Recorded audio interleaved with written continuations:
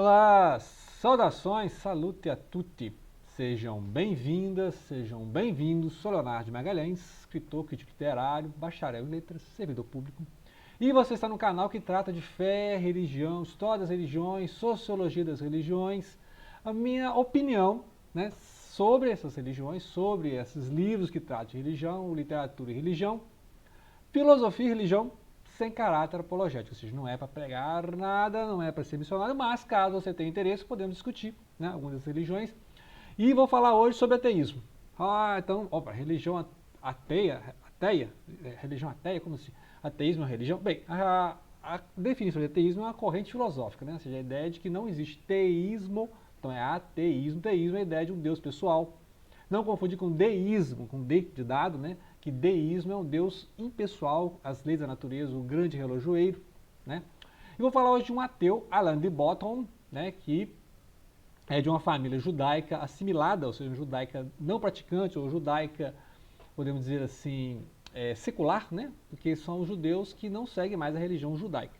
E ele vai falar muito de judaísmo aqui, que é a referência dele, e o cristianismo, principalmente francês, né? Catolicismo ali.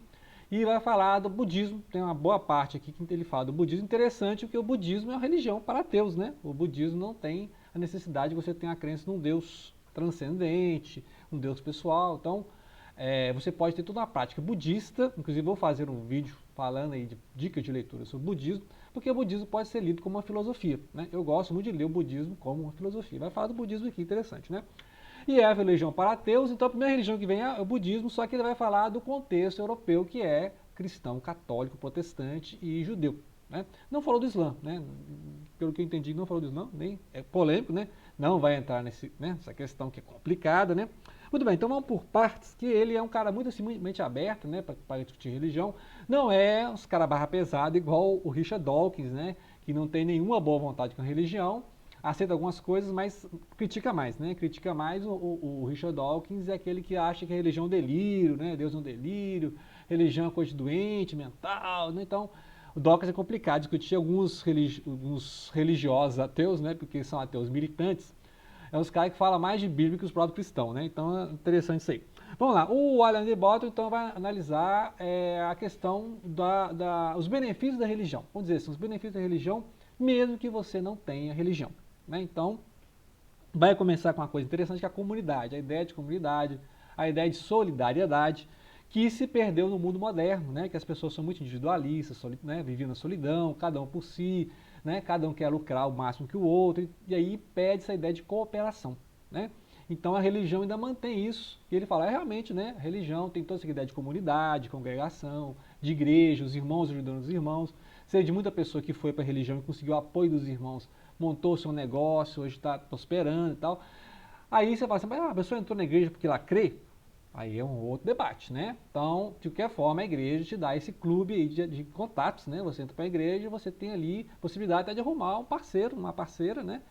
Então, né, se você crê ou não na fé daquela religião, não sei, aí é questão pessoal, né? Mas você pode entrar na religião porque te dá um senso de pertença, comunidade. Então, seja você budista, católico, protestante, judeu, islã, você entra na religião, você tem contato com pessoas. Essas pessoas podem te ajudar em vários momentos. Agora, se você está sozinho, né, lutando por conta própria, com a sua família, né, então é isso que eu ia falar assim, a questão da comunidade. A gentileza, a ideia de ser compassivo, de compaixão, isso é ideia religiosa, né? Então, apesar que você vai encontrar ateus que são gente boa, cooperativa, altruísta, mas é raro, né?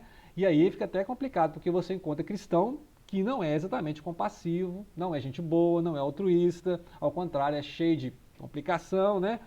Então, ou seja, então é interessante que o ideal seria que o cristão, né, o judeu, o islâmico se apresentasse realmente como pessoas boas, compassivas, altruístas, mas acontece que não é assim, né? Infelizmente, aí você encontra ateus que são gente boa, né? Pessoas que fazem o bem e tal, cooperam com a comunidade, não tem nenhum problema com a justiça, e são ateus, né? Então, interessante isso aí que o que prova que religião não salva, né? Então a religião é um modo que você pode, né? Então, ou seja, então você concorda com ele, né? Realmente o ateu, bem, aí de acordo com a crença, o ateu não vai para o céu, né? Bem, depende da crença. Mas no que ele está falando aqui, a questão da gentileza, da compaixão, das leis morais, o ateu pode cumprir tudo isso sem acreditar na divindade transcendental, né? Então você vai encontrar ateus que são muito conhecidos por altruísmo, fazer caridade pública e tal, né? Então é interessante isso aí. Né? E por que nós precisamos de regras? Ah, o anarquista vai brigar aqui. Não, mas na verdade precisamos de regras porque o ser humano é imperfeito, o ser humano precisa de regramentos, né? Para tudo. Então por isso tem as instituições, ele vai falar das instituições depois, né? A questão da educação, a educação religiosa é a doutrinação, então todo mundo acusa, olha como as religiões fazem doutrinação, olha, mas na verdade toda a sociedade tem doutrinação, porque as crianças são educadas de acordo com o pai. Então o pai é católico, o filho vai ser católico, né? O pai é protestante, o filho vai ser protestante. O pai é socialista, o filho vai ser socialista, porque vai ser a educação que o pai vai dar para os filhos, né? Então entra na sociedade. Então o ateu faz doutrinação? Faz. Se você nasce numa sociedade ateia, né? Onde o ateísmo, socialismo, comunismo, sei lá que seja uma regra comunal, a criança já vai ser doutrinada para ser ateu. Entendeu? Então é a doutrinação. Então, aí ele vai falar assim, ó, a educação ela na verdade tinha que ser uma educação para a formação humana e do cidadão. Então é isso que é importante. O que seria educação? Te dar um diploma? Não, na verdade vai te dar uma profissão, né, te dar um norteamento na vida, mas educação é para formar a pessoa inteira. Então vamos dizer educação religiosa. Qual seria ideal? Uma educação religiosa em que você aprender sobre todas as religiões. Né? Então eu acho que é essa uma argumentação boa. Olha, ensina todas as religiões para a criança. Aquela escolher isso aí. Né? Uma boa, né? Então, você educaria a pessoa para uma profissão, eu quero ser médico, advogado, cientista e tal, e aí você ao mesmo tempo passaria ideias de moral, de filosofia, né, ao mesmo tempo. Então você formaria um cidadão para o trabalho, né, para exercer uma profissão, e também para ser um cidadão, né, no sentido de saber votar, né, que as pessoas não sabem votar, né, saber votar, saber articular-se politicamente e agir na comunidade de forma ética, né, questão moral aí. E ele fala que uma coisa que os religiosos dão muito interesse, têm muito interesse pela literatura sacra, né? Então, de forma que eles decoram versos. Né? Tem pessoas que decoram a Bíblia toda, decoram o Corão, decoram o Talmud, decoram a Torá, etc. Então, ele mostra, olha, os religiosos têm muito interesse pela literatura, tem a literatura sacra, tem os livros religiosos, né? Então, e aí nós seculares, né? Falando como secular aqui, né? Nós seculares não damos valor à literatura, não lemos os clássicos, não lemos o Shakespeare, não conhecemos nem as obras do Shakespeare direito, então ele mostra que, essa literatura doutrinal, né, literatura religiosa é doutrinal, sim, mas mostra o respeito que as religiões têm pela literatura e nós, seculares, não temos, assim, né? Então ele vai falar muito isso aí, na parte de arte também vai falar disso aí, né? E aí a questão doutrinal é que se explica muita coisa que é mais da corrente religiosa mesmo, o que é alma, né, o que é pecado, então tem as religiões têm a necessidade de construir um sistema de pensamento, teologia, né, sobre os aspectos. O que é alma? Aí cada religião, a alma é isso. O que é doutrina, etc. Né? E aí ele fala que a escola secular não atrai os alunos porque ela não tem a emoção que tem um culto religioso. Né? Então ele fala que a educação secular não está à altura da emoção, da devoção da educação religiosa. Que a educação religiosa tem hinos, orações, né, clubes, comunidade, então tem os retiros espirituais, né, então isso não tem no mundo secular. Aí o mundo secular criou os clubes, né, de veraneio e tal, de férias, né. Ele fala da necessidade de exercícios espirituais, né, então principalmente no capítulo 4, que aí é a questão do budismo, zen budismo, meditação, mindfulness, que aí a importância de ressaltar essa questão do budismo ser uma religião ideal para os ateus, né, que não necessita de você. Apesar que tem algumas correntes do budismo, vou até fazer um vídeo sobre isso, algumas correntes do budismo que tem uma adoração, uma devoção a Buda, como se o Buda fosse um salvador, né? Como se o Buda fosse uma deidade, um deus. Mas você lendo o budismo quanto filosofia, né, o Buda é um pensador iluminado, um filósofo, né? Então não necessariamente um deus encarnado. Que aí já ia para o deísmo, para o teísmo, né? O cristianismo, por exemplo, ou lá os avatares do hindu, né? O Krishna e tal, né? Então essa questão aí. Muito bem, vamos no capítulo 5, a ternura, né?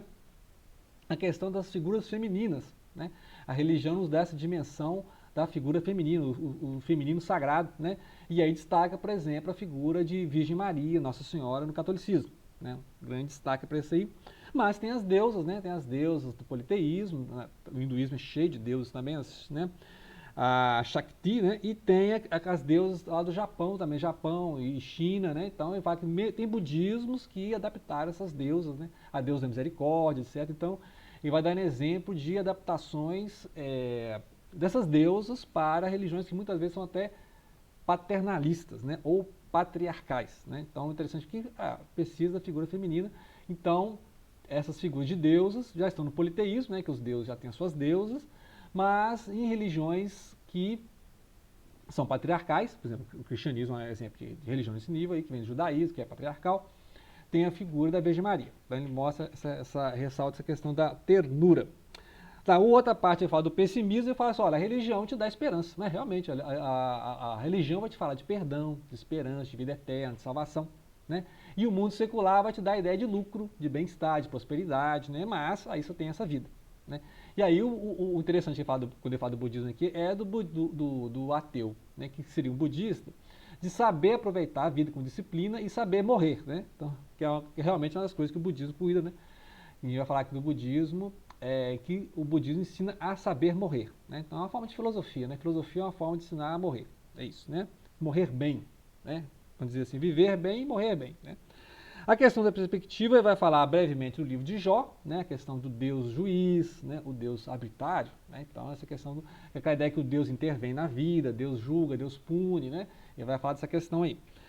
Depois, na arte da arquitetura, ele vai falar, olha só, a arte moderna, essa arte eficiente, essa arte das linhas, da eficiência mesmo, né?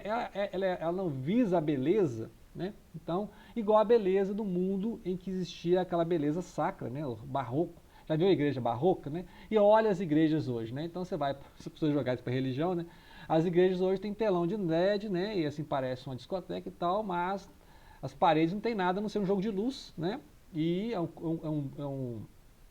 um edifício caro de ser construído, mas não tem nenhuma beleza, né? Se você comparar com os vitrais católicos, por exemplo, nas igrejas católicas, vitrais medievais. Então, assim, as ideias mais de arquitetura e arte religiosa, né? Veja os quadros lá do barroco e tal. Então ele vai falar assim, olha, isso aí se perdeu, né? As sinfonias, né? Então, gente que é ateu, que se sente emocionado ouvindo as cantatas de Bach, né? Ouvindo as músicas de Mozart e tal. Mas espera aí, alguns dessas músicas são religiosas, né, oratórios e tal, e emocionam os ateus. Então, ele fala assim, então está faltando na música secular, né, alguma coisa próxima dessa emoção. Então, é como se ele estivesse ensinando assim, olha, vocês seculares, vocês ateus, vocês céticos, jogaram fora, né, a criança junto com a água suja. Então, vocês jogaram a religião fora, mas perderam todas as características da arte, arquitetura, de música, de devoção, de emoção, e criaram uma sociedade muito individualista e solitária, né? Todo mundo é solidão, cada um no seu mundinho, né? Então, é uma crítica que eu percebo aqui, que ele vai contrapor, inclusive, a arte católica e a arte protestante. Ele vai falar assim, olha, como é que seria, né? E aí mostra imagens de cidades mais protestantes, cidades mais católicas, né? A arquitetura, né, dessas cidades. Então, ele mostra que... E outra coisa, importa também ressaltar a religião enquanto instituição, não só como uma devoção, um culto, né, um ritual, mas ele explica, olha, a religião se mantém até hoje porque as religiões têm os seus cânones e seus sacerdotes. Então os católicos têm o seu magistério, né? Os budistas têm suas linhas de escolas, né? Escolas budistas, várias escolas budistas, né? Então, os religiosos rabínicos também têm, né? Suas escolas de rabinos, então vai passando de um mestre, né? Do rabino, o rebe, né? Para os seus discípulos. Então, olha só, a religião é uma forma de instituição, né? Então é isso que está falando aqui na questão de a importância da religião enquanto uma instituição formada. Então essa instituição concentra esses cânones e vão passando esses cânones para as próximas gerações, né? E aí, como é que essa educação é facilitada? Porque é uma educação emotiva, uma educação devocional, né? Tem toda a questão de comunidade, é uma educação em comunidade. E aí ele fala, olha, isso falta no mundo secular, cético, ateu, né? Então é interessante, ele tem uma boa vontade de ler a religião, né? Ou seja, essa questão aqui para ateus, ele está conversando com os ateus, né, com os seculares, sobre essa questão da religião. Aí ele fala, ó, isso aqui realmente, se você, né, for olhar para o ritual, para a devoção, isso é uma coisa só para religioso, você tem fé e tal, né? Então ele tem uma necessidade de explicar alguns símbolos, algumas crenças, algumas liturgias, né? Ainda mais quando é na questão católica, explicando as liturgias. Só que aí essa questão é de fé, né? Então não tem como, né? O ateu não vai. Primeiro, o ateu não vai interessar por isso, né? E o ateu não vai explicar, né? O ateísmo não visa interessar-se por isso, nem visa explicar, porque aí é um artigo de fé, né? Então, a questão de Eucaristia, etc., é um artigo de fé entre os próprios cristãos discutir, né? Então, agora ele fala, olhem a arte, olhem a música, né? Olhem a questão aí da esperança, né? No mundo pessimista, no mundo cheio de vícios, as pessoas se entregando à depressão, e a religião te dá essa esperança, né? Então, e aí, como é que é o mundo secular? Qual a esperança que o mundo vai te dar? Que você possa viajar, que você possa comprar, né? Então, por exemplo, uma forma de religião secular é o shopping center, né? Você pode ir lá e gastar até o seu cartão de crédito, né? E aí você se sente feliz. Você vai lá, faz umas compras, vai ao supermercado, vai para a praia, viaja. Então, essa é uma forma de devoção que alguém chama de consumismo, né? As pessoas, né, estão tristes e aí, vou gastar ali o cartão, né? Vou gastar o cartão, porque aí eu vou ficar feliz, né? Então, isso é uma forma de devoção, ou seja, é uma forma que você encontra para mostrar a sua devoção ao mundo secular, né? Que é você consumindo. Aí você sente bem, né? Você sente bem, eu trabalho para isso, então eu trabalho para gastar, né? Então, ou seja, ao mesmo tempo ele está fazendo a crítica à religião, em vários pontos, claro, né? Ele não está defendendo a religião, ele está explicando o que é a instituição religião. Mas ao mesmo tempo ele mostra que o mundo secular não conseguiu substituir, né, o mundo secular que desde o iluminismo vem atacando, desde a modernidade, né, desde o século XV lá, tal, vem atacando a religião, não conseguiu substituir, tanto que a religião está de volta, né? Então a religião, por mais que tenham sem religião, que não significa que é ateu, né? Várias pessoas são sem religião, mas não significa que são ateus, mas você vê que vários movimentos religiosos estão fortes, até politicamente, né? Em vários países, os movimentos religiosos são fortes até politicamente, ok? Então fica aí a dica de leitura e não deixem de compartilhar.